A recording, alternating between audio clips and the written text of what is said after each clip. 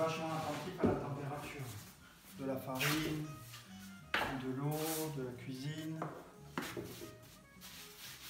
Comment est le levain? C'est maintenant là ce qui... Les boulangers, ou en tout cas 95% des boulangers, ils ont de la levure. Ça c'est déjà plus simple parce que ça, de toute façon ça va fermenter, même si on enfourne trop tôt, c'est pas si grave parce que ça va exploser au four, ou en tout cas ça va. Et puis ils gèrent ça avec le froid en fait, ils mettent en chambre de fermentation.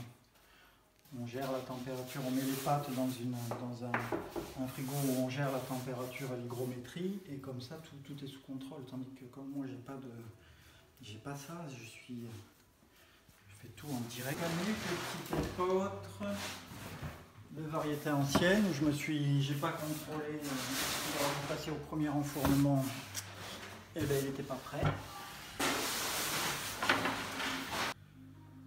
Après, ce qui est intéressant nutritivement, c'est le levain. Évidemment, le levain, c'est exactement pareil. C'est comme une prédigestion, c'est une fermentation longue, c'est-à-dire que les sucres complexes ils vont être dégradés par le levain et par le temps. Le gluten aussi va être dégradé, il va avoir le temps d'être coupé en petits morceaux par les enzymes. Et du coup, on dit souvent aussi que le pain au levain, c'est comme une prédigestion, contrairement au pain à la levure, où là, on peut faire des fermentations en 2. Moi, il me faut à peu près 5 heures ou 6 heures pour une fermentation. On peut aller plus, hein, mais c'est à peu près ça. Le pain industriel, c'est 1 heure et demie. Et le pain artisanal, ça ne veut rien dire artisanal, mais le pain conventionnel, on va dire, c'est 3 heures à peu près. Et donc, plus on rallonge ce temps, plus tous les mécanismes de prédigestion, de dégradation des sucres,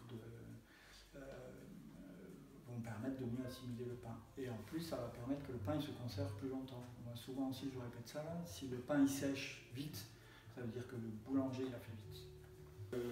Au niveau nutritif, le premier avantage, c'est qu'il est bio, et donc il n'y a pas de pesticides. Toute la question de la sélection variétale, ça fait 50 ans qu'on sélectionne du blé. Ça, c'est un peu difficile à comprendre rapidement, cette idée, mais parce qu'on a l'impression que le blé, c'est un champ à 50 cm doré, on a cette image-là du blé, mais en fait, ça, c'est des clones. En fait. Le blé, ça ne ressemble plus à ça. C'est comme si on disait une pomme, c'est une pomme verte, et voilà, bien calibrée. Il y a 50 ans, les blés, ça ne ressemblait pas du tout à ça. C'est-à-dire qu'il y a des blés qui sont rouges, qui sont marrons, qui mesurent 1,50 m. Il y a des blés barbus, c'est-à-dire avec de la barbe, là. Il y a des blés qui sont non barbus, il y a des blés qui ont beaucoup d'épis, d'autres beaucoup moins. Il y a une biodiversité dans... Les consommateurs connaissent les tomates anciennes. Il y en a des vertes, il y en a des jaunes, il y en a des rouges. Mais c'est exactement pareil pour toute la biodiversité agricole, et dans les blés notamment. Et donc ça fait 50 ans qu'on sélectionne les blés uniquement pour le gluten.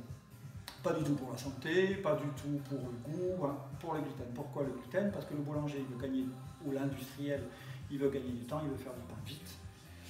Et pour qu'il fasse du pain vite, il faut qu'il mette beaucoup de levure. Comme il va mettre de la levure, il faut que ça résiste à cette fermentation, à ce dégagement au gaz qui se produit dans le pain. Du coup, il faut un gluten, parce que le gluten, c'est une sorte de filet, c'est le côté élastique qui va maintenir toutes les bulles de la fermentation à l'intérieur du pain. Du coup, plus il y a de gluten, et plus le pain sera aéré, léger, tout ça. Sauf qu'on en arrive, hein, et ça fait du volume, exactement. Mais on en arrive là maintenant à se demander, mais est-ce qu'il n'y aurait pas un problème de digestion avec ce gluten à force d'en rajouter un peu partout? Peut-être, comme on n'arrive pas à le déchirer, peut-être on a du mal à le déchirer.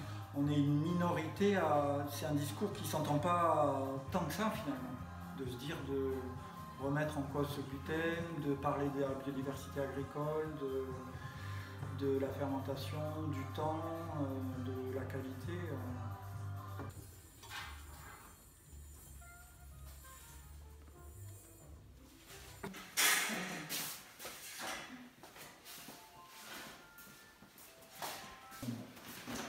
Voilà, j'ai tout dit.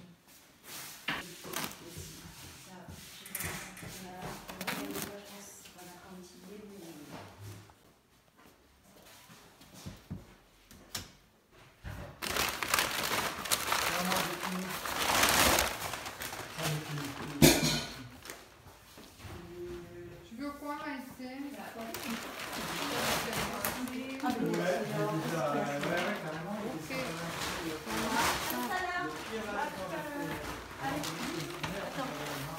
Besoin de rien. Allez, Seigneur. Merci. Ciao, ciao.